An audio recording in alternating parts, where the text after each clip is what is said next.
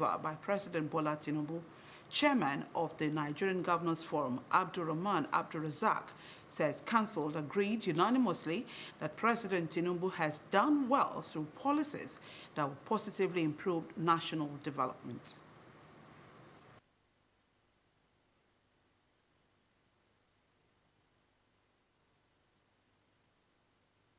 Chief of the Nigerian Armed Forces.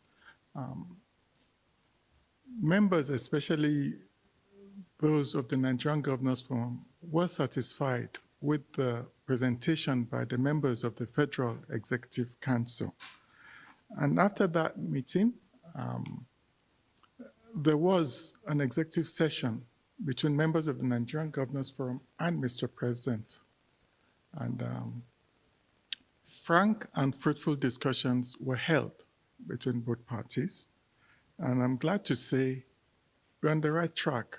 And in the same vein, members of the NGF also, like the members of the Council of State, passed a vote of confidence on Mr. President. We also wished him well and prayed for God's guidance for him. While the National Security Advisor, Nuhu Ribadu, assured Nigerians of the readiness of all security agencies in the country to secure the territorial integrity and to protect Nigeria's democracy.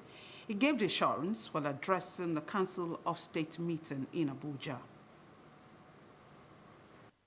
The National Security Advisor also was on hand to present the security situation of the country, and he did inform the Council of State, about the pre, during, and post events of the last protests, which I do not call a protest. I call a movement to effect a change of regime by force, which was also resisted. And so, the Council thanked Nigerians at large for resisting any unconstitutional move to change government. If anybody is not satisfied with the government, any current administration, there's always an election coming. So you wait for election and cast your vote the way you deem fit. Minister of Finance and Coordinating Minister of the Economy, Wale Edu, also provided an update on the state of the economy under the leadership of President Bola Tinubu. Meanwhile, President Tinubu will depart Abuja for Malabo, Equatorial Guinea on a 3-day official visit to honor the invitation of President Teodoro Obiang Bogo. President Tinubu will meet with the Equatorial Guinean President at the villa on arrival, where meetings will be held between both leaders, and an agreement, particularly on oil and gas and security, is expected to be signed.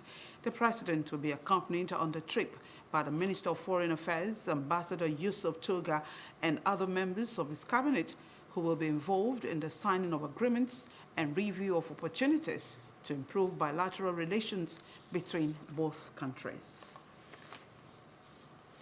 The federal government has approved a new national policy on health workforce migration.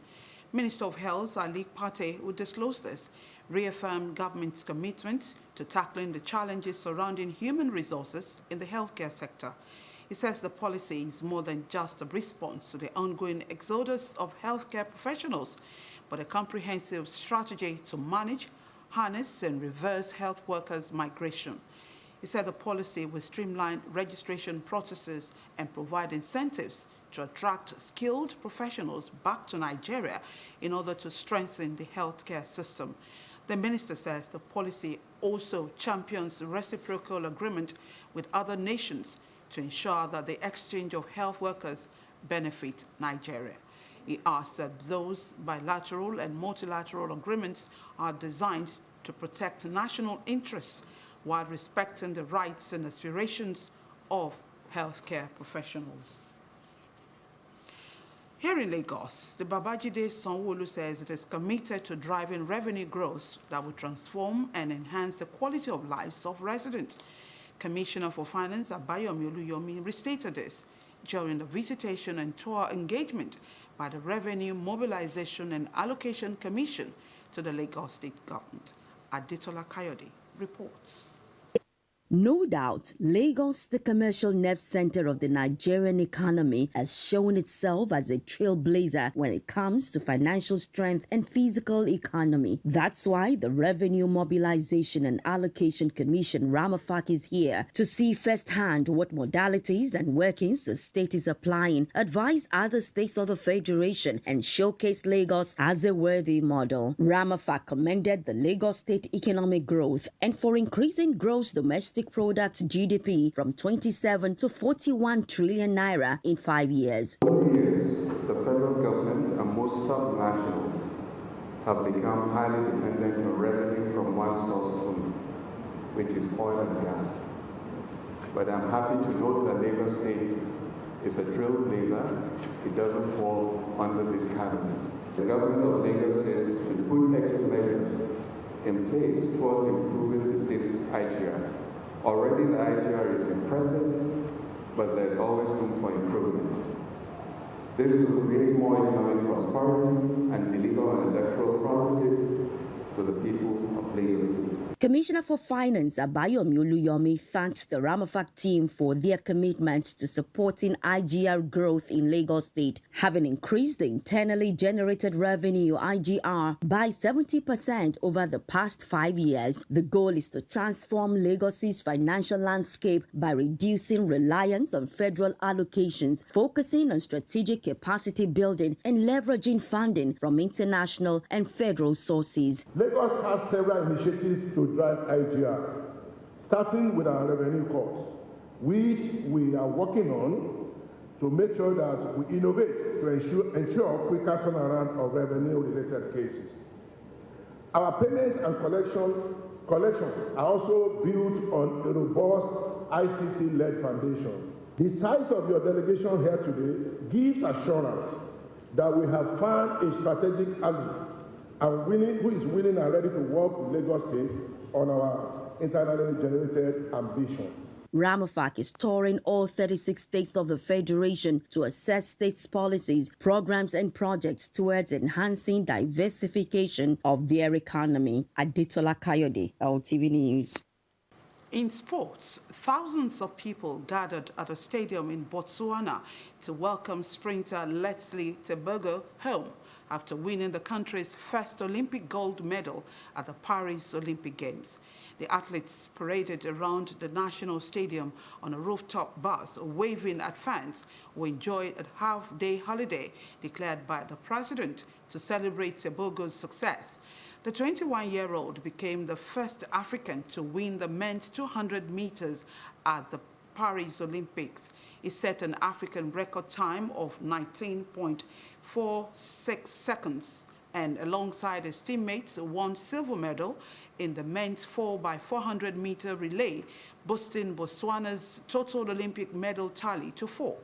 Traditional dancers wearing animal skins and beads were there to start the party as the athletes arrived at the Gabon airport. Tebogo dedicated his gold medal to his mother, Sarah Tiwa, who died in May after a brief illness, and held up his spikes, displaying her date of birth. On the foreign scene, another Russian region, Belgorod, has declared a state of emergency as Ukraine's incursion into the country enters a second week. The region's governor says a daily Ukrainian offensive shelling is destroying homes and killing civilians. The surprise attack into Russian territory began early in August and is Ukraine's deepest and most significant incursion into the country since Moscow's full-scale invasion began. Ukraine says it now controls 74 towns and villages there. Russian President Vladimir Putin accused Ukraine of committing crimes against Russian people and said Kyiv will receive what he called a worthy response.